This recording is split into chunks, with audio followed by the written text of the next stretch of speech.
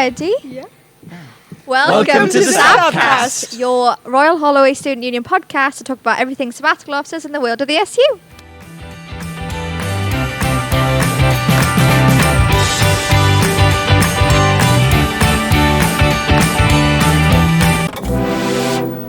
Guys, I'm so excited because Campus Unity Week is back this year. The week commencing the 6th of October. This week is to celebrate the incredible diverse community we have on campus, and it's such a lovely week. And this is where you'll be meeting all of your inclusion community officers. There's the cultural fashion show and so many events coming up. Yes, and on the October the 9th, there'll be the Festival of Language and Cultures, and it'll be returning again. So keep an eye out on our socials about how you can get involved with that.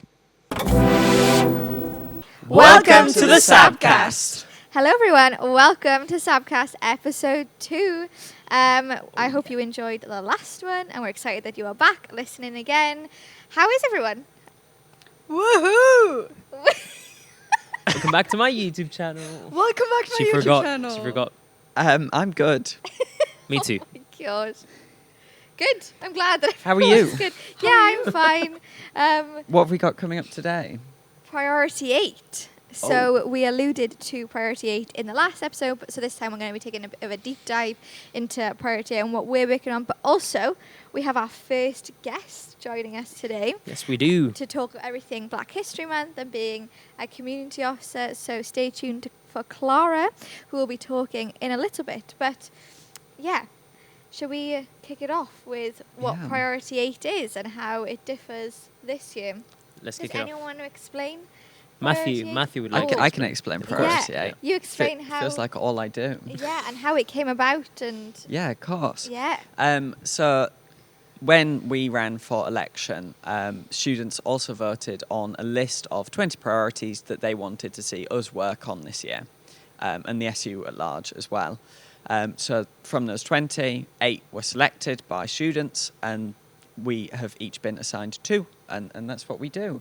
Yeah. We changed it from manifestos last year, so it's a bit more sort of grounded and realistic, and it's also got student voice from the outset as well, which really makes sure like we're representing your academic interests as well as everything else you want to see at the university. Yeah, perfect. So should we go around and introduce our 2 priorities each, and then we'll have a little talk about like what it was like, what we've been doing so far, but also what it was like running on priorities this year instead. Perfect. I think this is just a natural script that is ingrained in our heads right now, but my priorities are increasing financial support for students across campus and improving parking. I've got more social and study spaces on campus and reducing deadline stacking.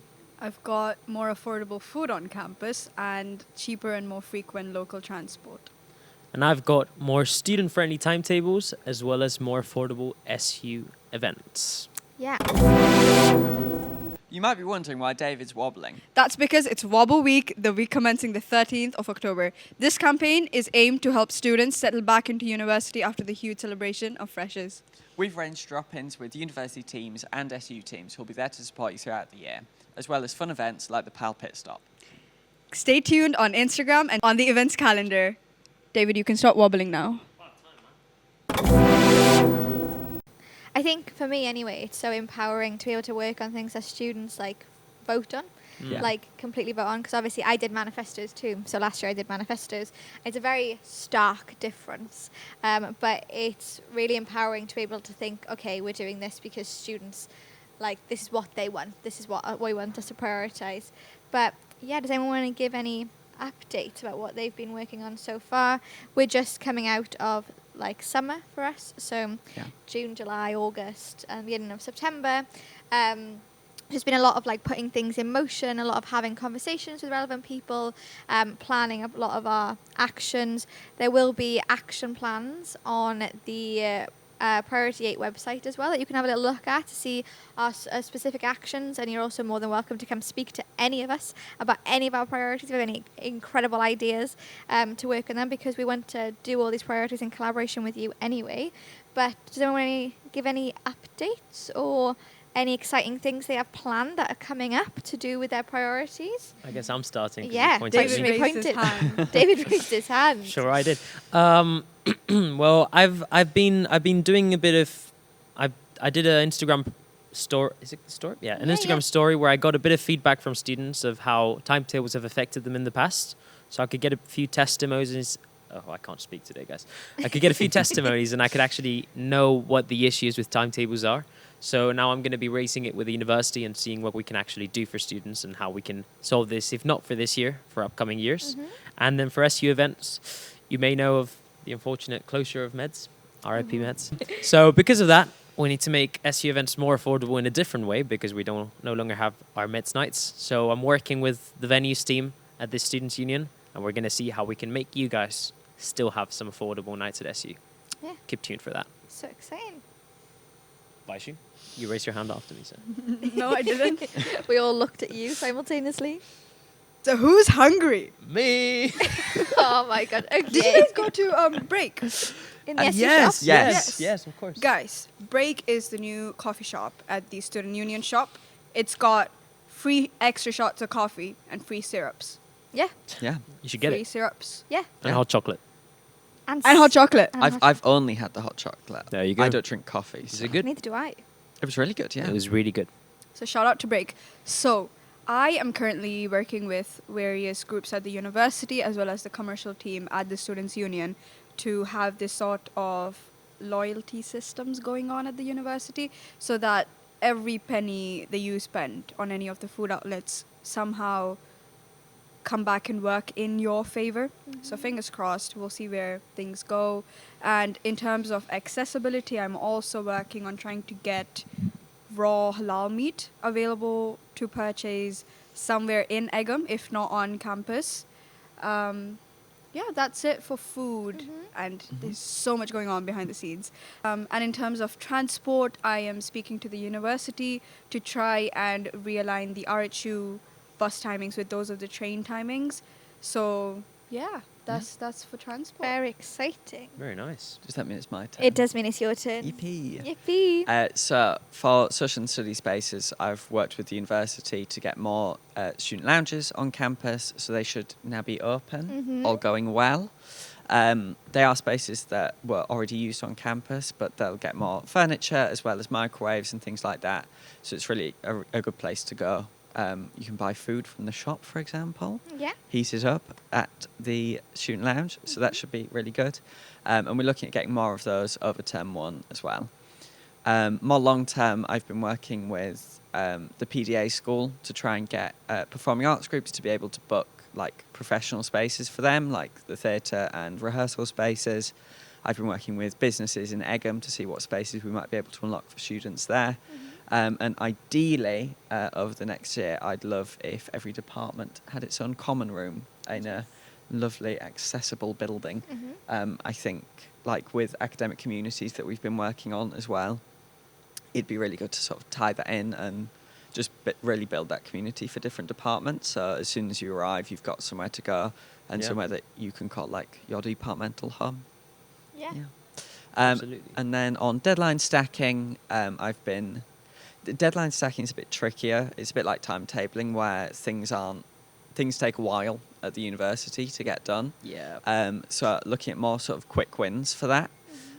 So I'm looking at sort of how students are told deadlines, how they're able to visualize them and like building tools into Moodle for that.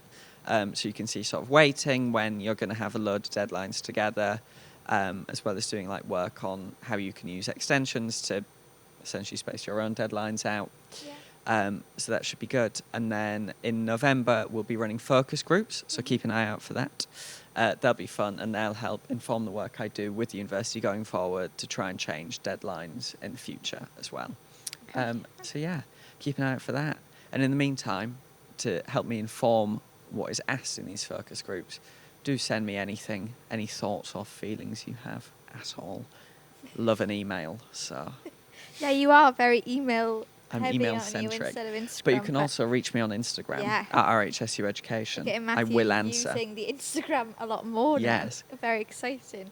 Yeah. All By the way, the incredible work. templates of the priorities were made by Matthew. There you go, I guys, thought I'd have look. to shout the that out. stories, the Yeah. story Stories. templates. I've got graphic designing in me. He's Yes. got the credits. Yeah, 100%.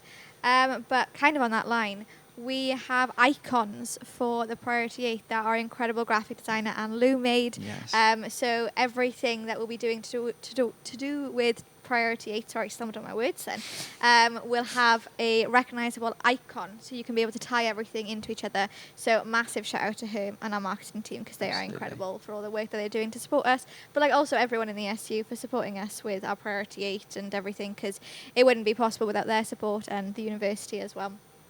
So yeah, massive shout out to that, and keep an eye out for those incredible icons. But yeah, me. It's your turn. Yeah, My go. turn. Oh, so sorry. I got sidetracked. Yes, so financial support. I've been working a lot with the money advice team. They are incredible. If you couldn't tell, maybe we should have an incredible counter about the amount of times I say incredible in this podcast, because I say that's my word, incredible. They're incredible. Yeah, see. And I've been working with them to look at financial support as a whole. But I have some very exciting projects coming out, and that have been launched or are currently in the works of being launched. So now there are free period products in 13 buildings across campus. And myself and Poppy Coates, our Women's Student Community Officer last year, wrote a report, and we are now working with Emma Mayhew in collaboration to provide further free menstruation products, free pads and free tampons across campus, which is so exciting. And they're also going to be on the digital maps. You can see where they are, which is incredible. So keep an eye out for content about that. But there will be posters in all the bathrooms as well to tell you where all the free products are. So please take what you need and use that. And yeah, that's so exciting, because it was so incredible to like work with that with Poppy last year and be sort of like her mentor as VP Wellbeing and have one-to-ones with her. And like I remember the first conversation we had about it, and now being able to see it and it be part of a priority that I'm working on as well. Yeah, so it's just so incredible. And then also we will be highlighting some of the incredible support that's already available. So like the Access Fund that student groups can access, but also the Study Support Grant and the money you can get from the money advice team. And we will be doing a financial support week, week commencing November the 10th. Myself and Matthew will be running that. And woohoo! And we'll be talking about that probably more in the next podcast, but there will be a different theme every day. So just a little bit of a inside exclusive. We've got Money Talks Monday, Budget Tracker Tuesday, we've got you Wednesday, Tips and Tricks Thursday, and Future Friday to help you with support, with financial support, but also so you can have your say about what you need with the cost of learning crisis that is happening right now. We'll be launching a survey as well, which is very exciting. We got some exciting stuff, collateral, maybe some budget planners coming your way too in that week. And then my main focus this year, that will be fingers crossed launching in Financial Support Week, is community cupboards. So this will be free non-perishable items and household goods that you will be able to access at any time. I'm not going to reveal the locations right now, but rumour has it there's going to be 2 on campus. So there'll be free food for you to take whenever you need it. So further information will be coming out about that in time. And then my other one, parking. Yay. This was the one, I'm not going to lie, that I was a bit nervous about when I got it. But I think my main focus is going to be asking you guys what you guys want in terms of parking. I've done some social media content. My fabulous car Bluebell is getting her moments of fame. So showing where all the car parks are and all the parking permits and raising awareness to things to do with parking. And we're going to be publishing the busy times of each car park. So then you'll be able to see, okay, so if I'm going to come to campus at 10 o'clock on a Tuesday, which car park is more likely to be free. We're going to be publishing some of that as well. But I will also be hosting a focus group with Delilah, our community officer, to just ask you what you want in regards to parking. And you can also come along and make a keychain. So that will be happening in October as well. So keep an eye out on socials for that. But yeah, as we said, any of the priorities that you have any ideas for, you'd like any further clarification or any conversation with us, please don't hesitate to email us or pop us a message on Instagram. Yeah, we're just so excited to be able to work on Priority 8 and everything that's going to be happening with it. How did you find campaigning with Priority 8? Obviously, I think only me and you, Vaishnavi, have campaigned on manifestos before, but how did you find it in comparison to seeing other years? So in my first year, I ran with the manifesto, and one of them was actually more affordable food on campus. Mm-hmm. So this year, when I was running, and Laura mentioned to me that... Shout out, Laura. Shout out, Laura. That it's Priority 8 this year. I was actually very excited because, like Matthew said, it's more grounding. Mm-hmm. And I think this year the plan is also to pass it on to staff at the student union. So which means anything that we started now in terms of Priority 8, it's not going to disappear when we leave. Yeah. It's going to get carried on, so the changes will happen.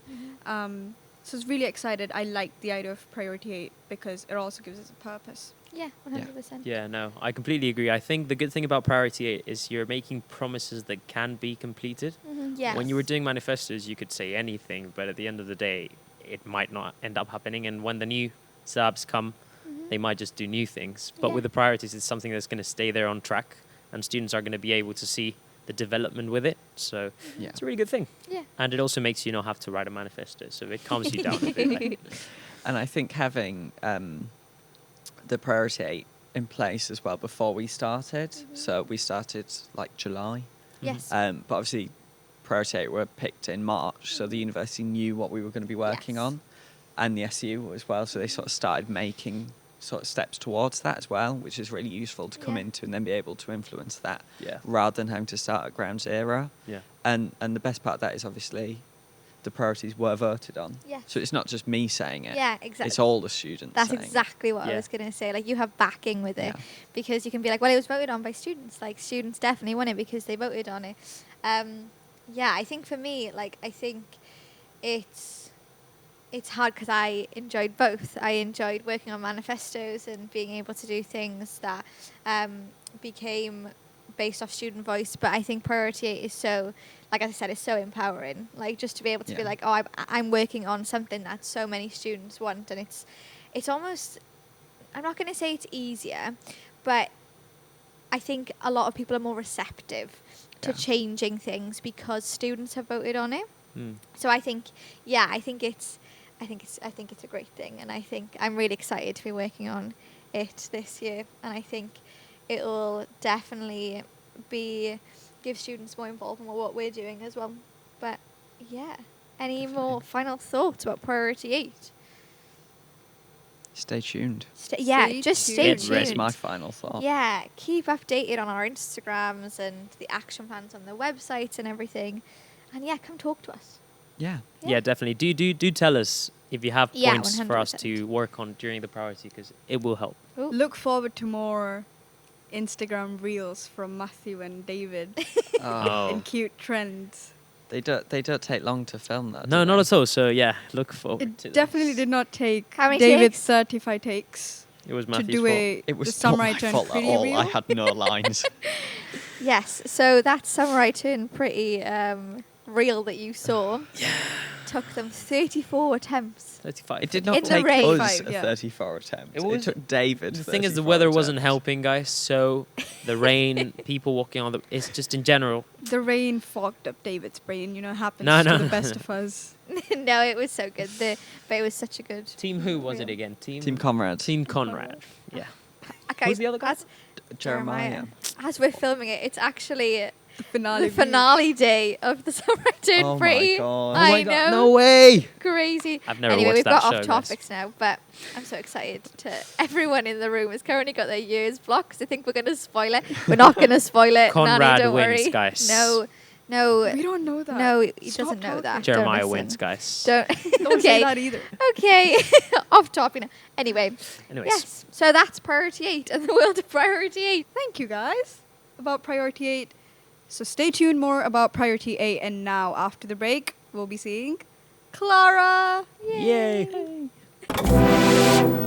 Guys, fixtures are back. From the 15th of October, come down to the Sports Centre every Wednesday to watch your Bears play against other unis. Come on, you Bears. We have something very exciting happening now. We have our first guest. Welcome, Clara. Hello. Hey. Hello. Do you want to introduce yourself? Yes, my name is Clara, and I am the Black and Global Community Officer for the 2025 and 2026 academic year. Thank you so much. Thank you so much for joining us today.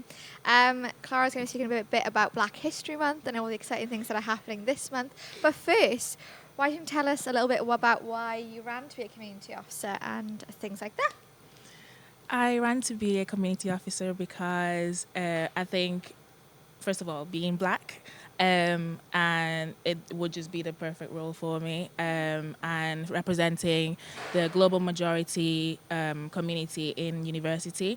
I think I'll be able to create a space where people can just come together and make events, have fun together, and also talk about important things that we might be going through, that it's not really, out in the open. Yeah, of course.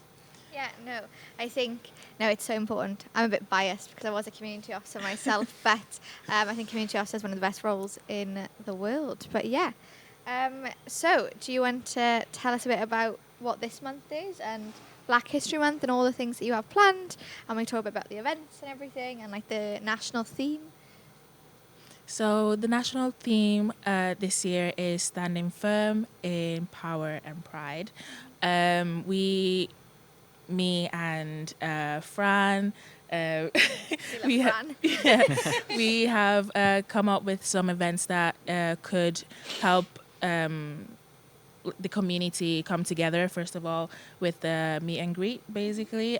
Meet and mingle, I'd say. Actually, not meet and greet. Where, first years or even like second years, third years can come together, get to know each other first, and then we can start off thinking about what other things we want to go ahead with in terms of events. Then after that, we've got the Black Creativity Showcase, which is almost at the end of October. We'll have staff and students, Black students, or whoever really wants to participate, come and show off their culture. It could be anything, really. It could be dance, it could be poetry, it could be anything that they want to bring to us. Yeah, it all sounds so incredible. I think last year the creativity showcases were one of my favourite things about all the history months, because you just get to see how incredible like our students are on campus and everything. Are you excited for this history month, everyone else? It's Very so exciting. exciting. Yeah. Yeah. Good Clara, events. what would you say you're most excited to do this year? I'd say exploring this role. Mm-hmm. This is kind of a new thing for me. In first year, I didn't do anything like this. I made sure I was getting on with lectures and studying. I didn't really think of what I could contribute to the university. And now that I've thought about it, this role kind of is what I can help and give to people, basically. Yeah. Yeah. I think that's it, really. Amazing. Really cool. Yeah. Excellent. And the Black History Month is getting a rebrand this year as well. Oh, So yeah. that's so exciting. So keep an eye out for the new branding that's going to come with that. I think it's just so important. I think it's so important that we celebrate all of our incredible communities on campus and highlight every History Month and all the incredible things that happen with it. And none of that would have been possible to do without our incredible community officers. So they are just amazing.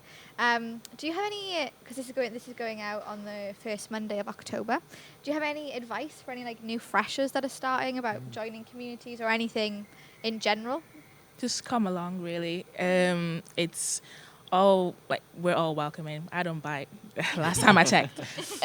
So just come along, bring your personality, have fun, and just be there really, because I feel like if you don't try to put yourself out there, and I didn't do this in first year. I didn't really go out much.